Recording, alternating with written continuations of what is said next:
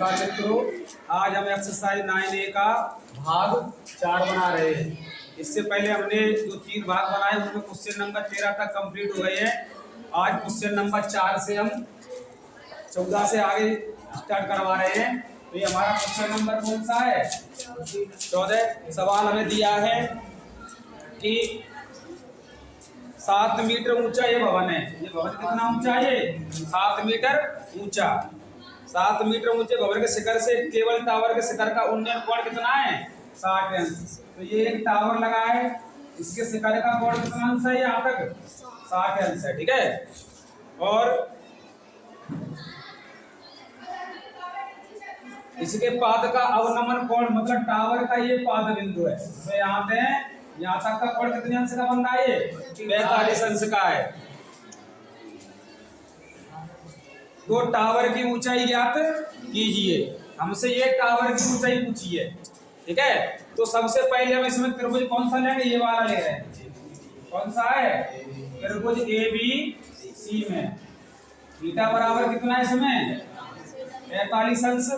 और जब ये दूसरा त्रिभुज लेंगे कौन सा? OCD। तो इसकी ऊंचाई तो 7 है भवन की। इसमें टावर की ऊंचाई और है। टावर की ऊंचाई हमने क्या मानी यहाँ पर? h तो h प्लस कितनी हो जाएगी? ये 7। ठीक है। तो दूसरे त्रिभुज में लेंगे। पहले हम इस वाले का आधार निकालते, कितना आता है त्रिभुज ABC का। तो ABC में थीटा का मान कितना है? 42 अंश। तो ये लंब बट्टे आधार, ये लंब ये क्या है? आधार किसमें आता है? ये tan थीटा में। तो लंब का मान कितना है? 7 बट्टे आधार कितना है? बराबर tan 45 अंश। ठीक है। तो 7 बट्टे x बराबर tan 45 का मान कितना होता है? इसके नीचे एक मान के क्रॉस, तो ये कितना हो जाएगा? ये हो जाएगा x बराबर सेंटीमीटर में था, सेंटीमीटर मीटर में ही है, तो मीटर में लिखो। ठीक है। अब हम पुनः त्रिभुज कौन सा लेंगे? OCD में। इसमें थीटा का मान कितना है? 60 अंश है। कितना है? अब यहाँ पर x का, तो यहाँ पर भी कितना होगा? आधार इसका भी x।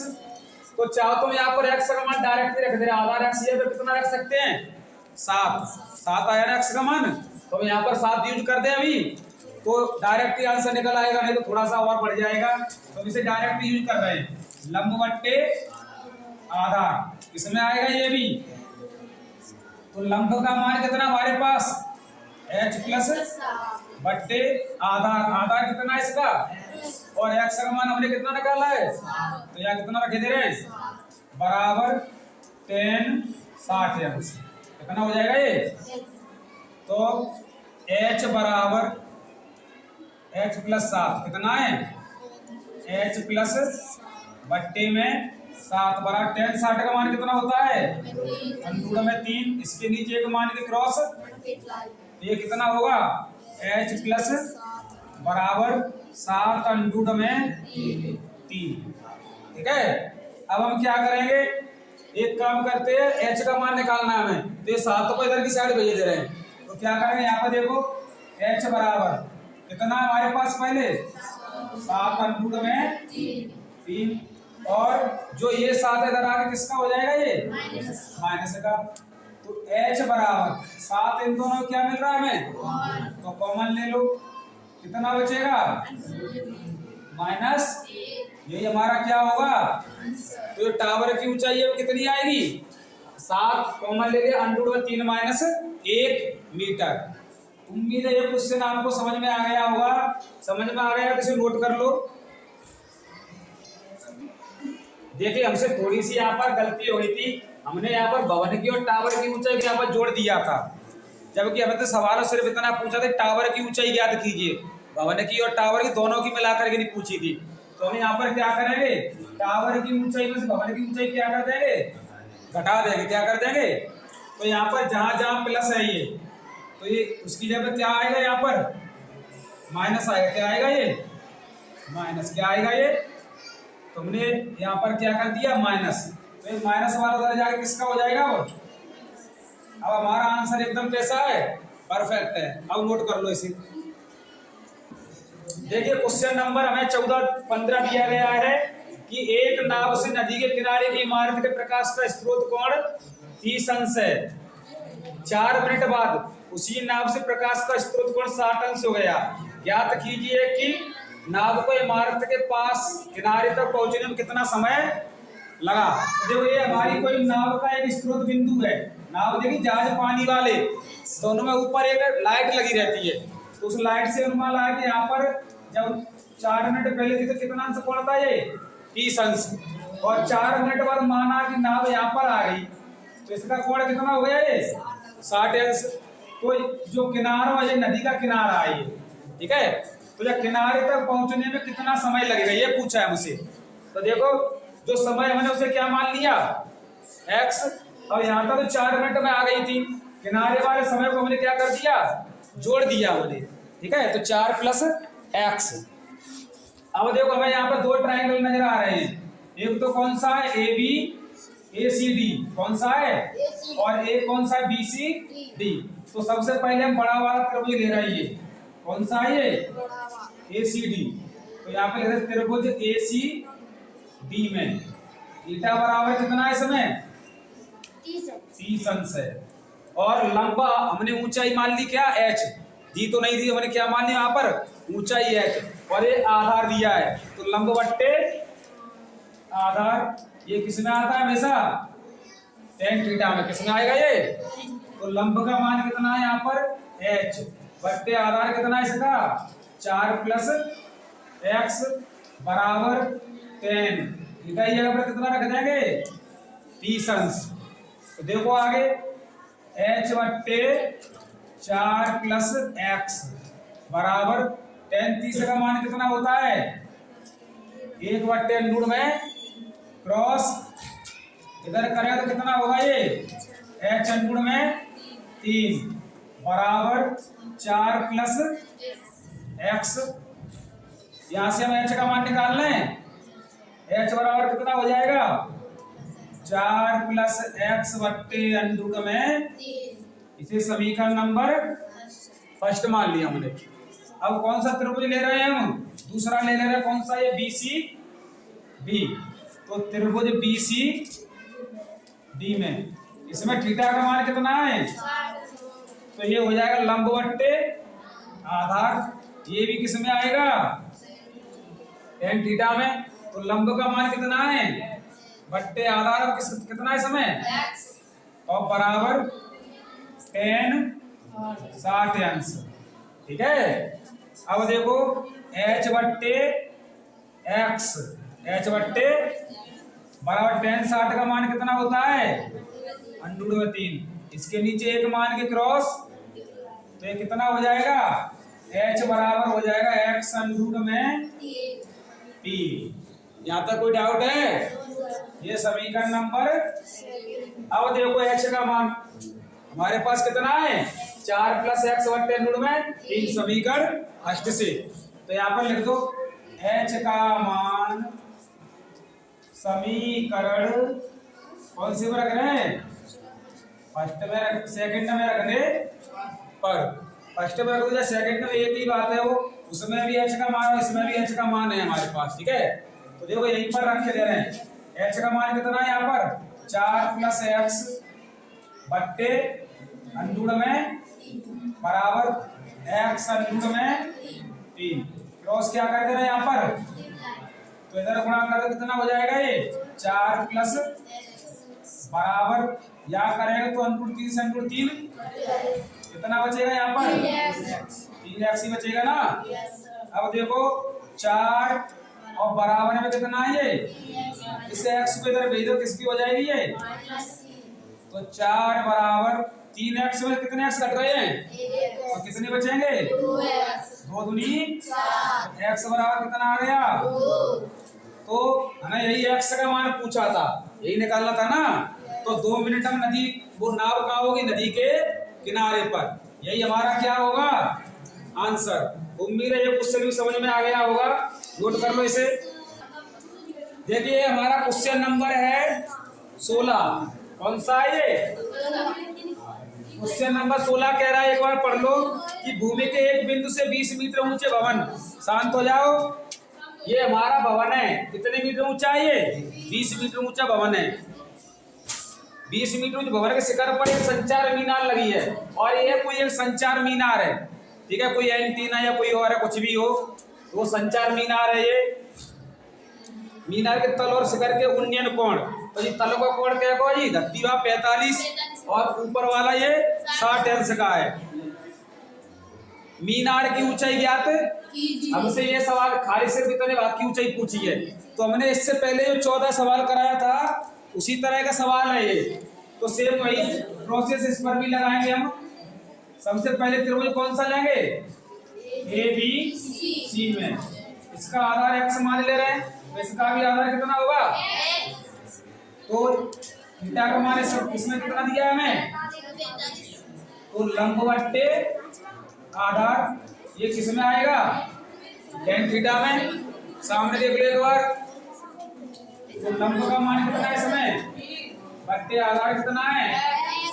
बराबर tan थीटा का मान कितना रख दिया?